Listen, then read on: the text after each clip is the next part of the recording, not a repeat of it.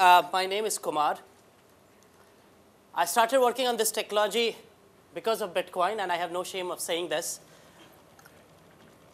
Because whatever we got, it's whatever we say about Bitcoin, but it's the technology which actually it's the product which actually bring this entire technology into the landscape. And something which happened in 2009, which we are still discussing in 2018. And it's growing day by day, no matter what we are saying here. So that's something which is the power of technology. But the question which we are asking now, that whatever the spark which Bitcoin have created, what we can do next, where we can bring also the regulation, we can bring the banks, we can bring compliance, and then create a product which can serve us in a more better way. So Cashaa in 2015 started as a trading platform which created a platform which merged traders from around the world who are trading Bitcoin, because there are no major, today we are, maybe what's the market cap, 300 and 350 billion? It was like around 8, 9, 6 billion, or maybe less than $10 billion. So we have a really small and liquid market, very, very small and little market. And what we did, we tried to create a product which linked with the traditional fiat remittance market with the cryptocurrency by connecting buyers and senders across the globe.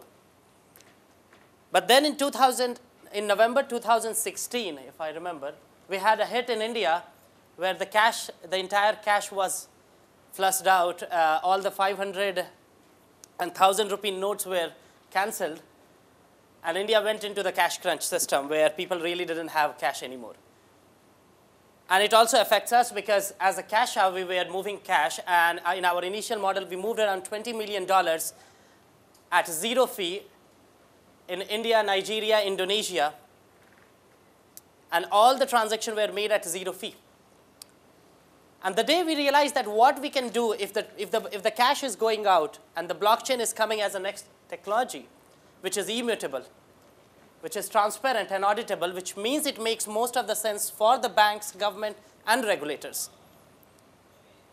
And that day we started working on a new platform for Cashaa, which is today's world's first digital bank, which can move fiat currencies more faster than cryptocurrencies. In Cashaa network, today you can put US dollars, and INR can be received in less than 20 minutes, and without underpinning any Bitcoin or without doing any trading in cryptocurrencies. So that's what started Cashaa. We are acquiring our banking license in Europe, and probably in next quarter, we are also launching here in India. India and Europe will be our first market. Talking about problems, I think these problems and solutions you have heard a lot here. We have a banks, we have a problems. Although I don't see there is a lot of problems with the Indian banks until recently when some things started coming up where taxpayer money is going out of the country and we don't know. So that's something a little case where, but because India is a rich country, it really doesn't matter for the regulators until we have maybe second, third, fourth, fifth, sixth, or maybe 10th PNB coming out. But do we want to really wait for that? Or if we have a technology which can solve the problem, do we want to implement that? And I think Indian regulators and banks and RBI are very active in that. Since the PNB case started, we started seeing new banking resolutions started coming, and things are moving faster. So I feel that in India, the future for the blockchain technology is really going well. It just needs a little brush up and push to understand where exactly we can use the technology. So just talking about Cashaa. So it's a wallet where you can store your money, not in cryptocurrency. If the government and regulators want and understand cryptocurrency in that regime, you can do that. But mostly you can store fiat currencies, and it enables you to move that fiat in anywhere in a MasterCard network where user can walk to the ATM in the other country and withdraw cash, and this entire settlements happen in less than 20 minutes. It can happen even more faster. But the maximum time which we are predicting is less than 20 minutes. Now, you can't just only do use it as a remittance platform, but you can start using as your digital bank, something where you can store money, you can spend it through the MasterCard network anywhere in the world. You can store your cryptocurrencies. Like in Europe, we have a provision we can allow you to store Bitcoin and Ether in the same wallet. So you can keep Euro, USD, Pound, Ether, and Bitcoin. In India, probably we will start with INR. And if the regulation starts opening much, maybe we can see also you can store Bitcoin and INR into the same wallet. It's better I'll take question directly from you. So recently, one of the news on 15th,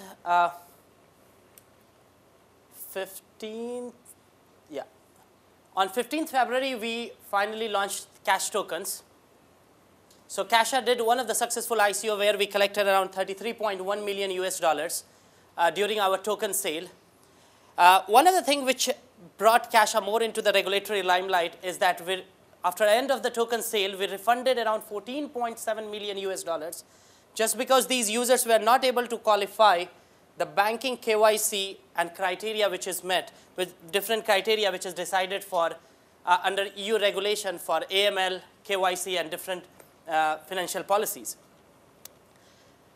And this raises a question. This raises a question that if you are doing an ICO, are you taking enough precautions that you don't have this kind of money coming into the system? Because coming this kind of money into the system is like shooting on your own leg. Although you are not doing anything bad, but indirectly having a bad money coming into a company is not good. And that's what started creating problem in the ICO industry. I'm sorry, what happened here? Okay, just skip this. Okay, I'm bad in using this. Okay.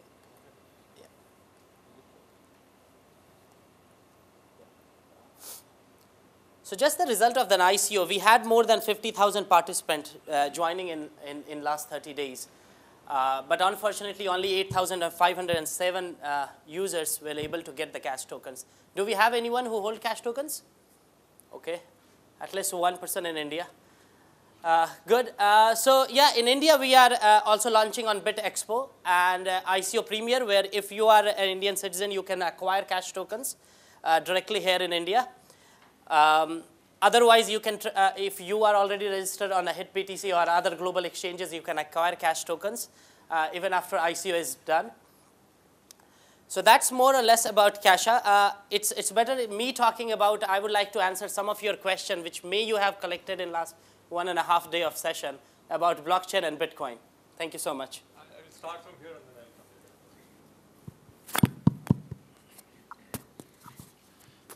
I'll come. What's the process and timeframes for actually depositing, say, Australian dollars into your system? Or, sorry? So I want to move like Australian dollars from my account into your system. That's a basic bank transfer, yeah. Right? And that goes into your accounts somewhere, I take it. You have accounts in different banks in different countries and stuff like that, I'm guessing? Yes. Yeah. So what we did, because Cashaa is launching a retail platform, still it is not enabled for the businesses to move large transactions. An average retail transaction for individuals is $5,000, $10,000, $20,000. So what we are doing, instead of doing, so if we see how the money moves into the system, what we do, we make a wire transfer, which goes through the SWIFT network to a bank account. But if we see a present generation user, how we are using our banking, actually, we have one MasterCard or Visa card or any card given by our bank. And actually, that card is enabling us to do everything. When the last time a new generation user visited bank branches? I think I never visited a branch in the last 3 years, correct? So the question is that still those branches exist and what they are doing. Is the product which they are making is relevant for us or not? Like checks, demand drafts. I don't know, maybe traveler checks. I'll answer that because I do visit bank branches because I have an Amazon. Yeah. I occasionally get a check from Amazon, okay. which I need to take to the branch and okay. cash. So you are a business user then in that case, correct? Or Amazon is pushing you? Small, okay. Small or big, whatever. I say that as a retail user. So what's my life like? How a 20 to 30-year-old life works for the banking? I get employment, I get a bank account, I give it to my employer, and he deposits money in that every first of the month, correct? Now I have that money, and I go out and I spend it, correct? Now during the investment, when I spend that money, I need certain functions that I can spend that money online, correct? I can withdraw cash if I'm in India, and I can spend through cash. Or I can go directly to a merchant POS and I can swipe the card there. And by doing this, by end of 25th, I finish my entire salary. That's a typical life of a new generation user, correct? So the question here is that to do this, still we need a branch banking system or not?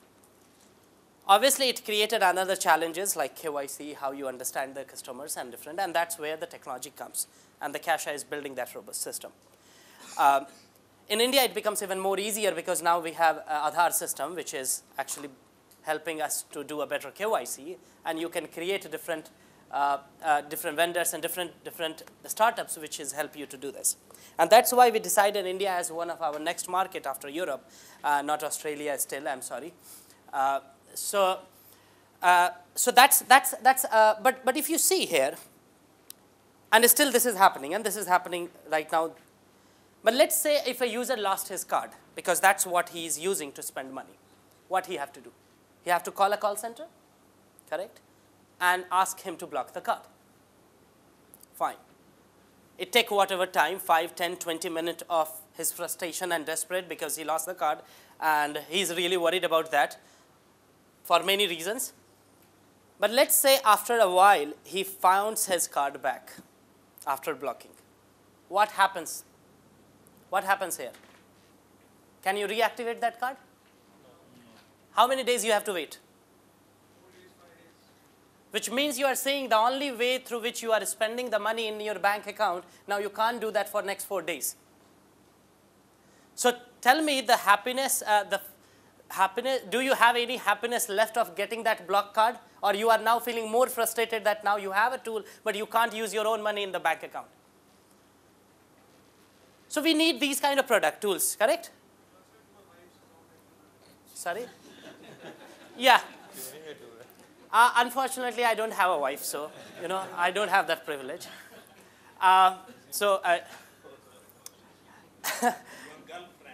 Oh yeah, why not? I think most of the time it's the other way around. Yeah. Yeah. So this is one tool. Now let's take a second case. Okay. I have a wife. I have a family now in this case. And now I want to give this card to my parents. Now tell me that my parents will ever do an e-commerce transaction online? How many parents here in India will do that? Okay, 1. Very good. 2. Let's say 10 more who are not raising the hands, 12. So 12% out of 100, taking a rough. So how about having a product and a money which you keep in your bank account where you control this feature on your single click? You say that, okay, my card necessarily is not required for the e-commerce transaction because this card is given to my parents. But the day or the 12 people whose parents are using it, when they use it, I can just activate on my single click.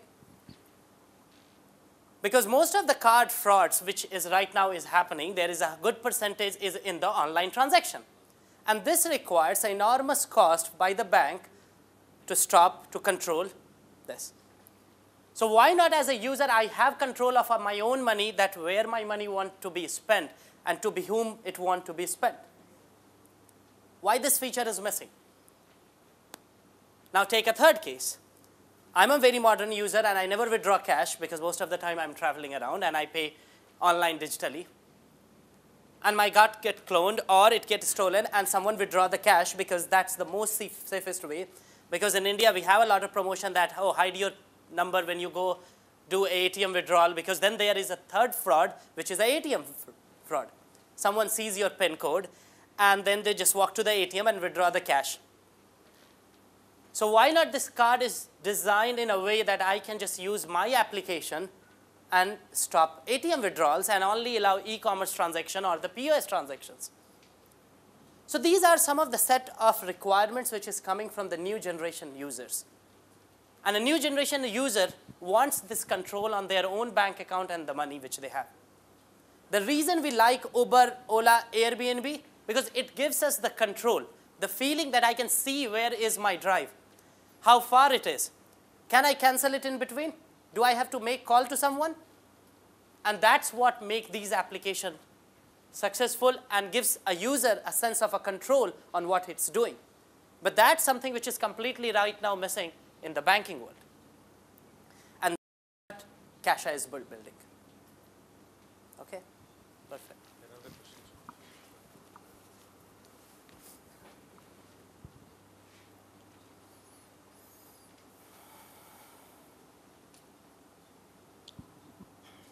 So Kumar, can you explain how different is your solution from the solution provided by Ripple?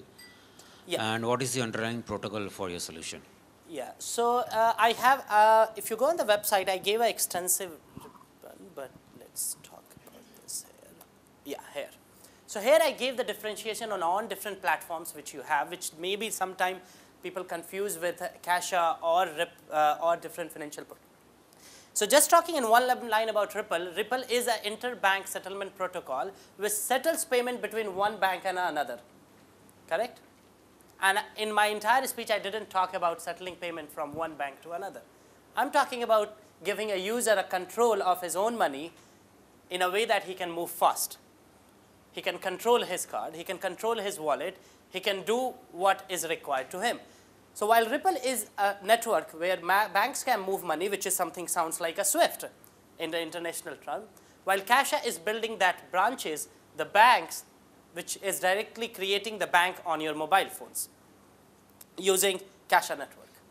Now, in a Cashaa network, there could be a different network which will be used internally, and it may be possible that where the banks which are on Ripple network will be also the part in the Cashaa network. Next question.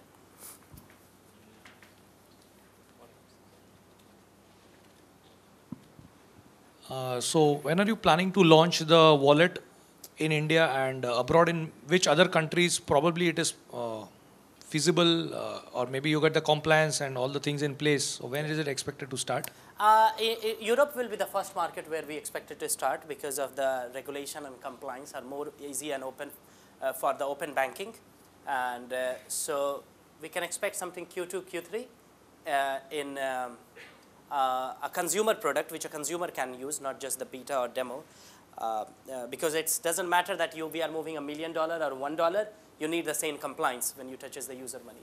While in India, our roadmap is something between Q3 or Q4, depending on the compliance. But whenever we do in Europe, the next quarter we'll do in India. That will be fiat to fiat, or it will be crypto to fiat, fiat to crypto, or it will depend on the regulation. So in India, in a current regulation, it looks like there will be no crypto. Okay. So there will be no Bitcoin or Ether. Only you can store cash tokens as gas for the wallet, or to use the cash tokens into the network to use all the features which I'm mentioning and tons of other features which is there in the wallet. But in India, you will have INR, and you can store different other fiat currencies. Could be dollar, euro, or we still have to come up with a list which will be approved. So we'll be able to remit from India to UK or UK to India. That will be one. So anyone who have Cashaa wallet can move his or her money in 210 countries across the world in less than 20 minutes. Quickly, the last question. I have one question. Like in India, you have a roadmap. What kind of license or permission you will need from government to do it? Like, will it be a NFC, or it will be a payment bank or a gateway? What kind of thing is required to do activity what you plan to do? Yeah, it will be not NBFC because it also required the remittance. NBFCs are in India are not allowed to do the remittance. The same with the payment bank. So it will be a new. It will be a mixture of payments bank. we can have for the deposits, but then it will be backed by some of the Indian banks here where we are talking for the foreign transaction settlement. So it's because in India to do outward remittance, still you need a bank to talk to RBI, the AD1 license. So it mixed with, you can take NBFC. So we have to really derive, and that's what it's the most of the time taking process, because you don't have one law designed for this kind of network. So we have to take certain parts from the payments bank, certain parts from the NBFC, and then the help of AD1 to create and construct this product. Thank you. What's the last question? How do you suggest, or how does your platform, take care of FEMA regulations? So FEMA regulation, and that's why I say the moment you say FEMA regulation or moving money abroad or in and out, and that's where the AD1 comes with its existing regulatory platform in the back end to take care of all the compliance. If you could talk about the AD platform, what is it? No, it's a AD1 licenses which is given to banks in India. Sorry? It is a bank. Yeah, AD1 is a bank here in India. Yeah. Yeah. We're going to close. Just one more question from Jagdish. Hi. In recent quarter, Bankera raised nearly 200 million euro utilizing just the exchange and the power of converting with the Master or Visa card, and CryptoPayMe also is also doing the same. So how does your platform is different than CryptoPayMe or Bankera? Yeah. So CryptoPay is a crypto bank, correct? We agree on this. Okay, so here CryptoPay is still not there. No, Monaco is there and 10x there. Yeah. Okay, so CryptoPay is a payment, is a crypto bank which is designed to store different cryptocurrency and create a new kind of banking which completely works on crypto. While Cashaa is not a crypto bank, in Cashaa you can still store crypto, but the underlying platform is built on Aux ledger, which is today's one's largest government-owned ledger in the world, which is allowed to store fiat currencies and move it faster than crypto. So it's not a crypto bank where you are saving, like in a crypto, CryptoPay or whatever, you are not storing your dollars, you are not storing your pounds, you are not doing foreign transfers or FX from one to another. I think you're talking about Cryptorium, not CryptoPay. CryptoPay was just like OmisGo, an existing payment gateway from European Union, and they were the first prior to Monaco to issue the Master and Visa cards. Correct. So they came up with an existing MVP and then they extended it to an ICO. So they are also doing the same kind of things. They were primarily issuing, they were over 50,000 cards issued. Okay. And Bankera also does the same thing. They have their own exchange under which they are issuing the cards. Yeah. So I think they have existing case with a ready MVP with real users with the cards, and it's already functional. Yeah, so it's a crypto, so that's what I'm trying to say you, that it's a crypto card. The crypto card where you store, which is something like Zappo, and Zappo is the biggest example. When you talk about CryptoPay, Cryptanium, or Monaco, or 10x, the Zappo is the first Bitcoin-based debit card with 6 million users across the world. Yes. Okay. Where you can store Bitcoin into your card, and you can spend that Bitcoin across the world in Visa network. Correct? Okay. So that's what, but that's what not I'm saying. Actually, I have not seen. The function of a bank is not to store Bitcoin and allow you to spend across the globe. The purpose of a bank is totally different. It's one of the functions which you can do if Bitcoin is accepted in India as a payment method to store in the bank. But that's not the fundamental unit in a bank which you store. In India, when we talk of banking in India, you talk about INR storage, correct? Okay, I'm a CryptoPayMe user, and they have this UI where you can switch over to crypto to fiat and fiat to crypto, vice versa. Yeah. So I think the regulation permits it, and India, like my friend said, it's not allowed. So that's the. So we need to differentiate that. Do we creating a bank where you are also allowing crypto, or you are creating a crypto bank? Because what happens in Bankera, Zappo, I'm a Zappo user, so I can tell you, I also ordered a 10x card, which was banned after Visa canceled the license of the Wavecrest, which actually canceled the license of Zappo, 10x, and Monaco, all because of the regulatory problems during the ICO. So that's another problem which need to be taken care of. So the 50,000 cards became suddenly dangerous because now they are not working into the network because Visa just cancel all of them. But not talking about the regulatory side, because the regulatory side is still we need to understand is the biggest hurdle in the blockchain and crypto industry. So it's not just the technology. It's also you have to take care on a functioning product when you talk about building financial product is how you are taking care of the regulation. Correct?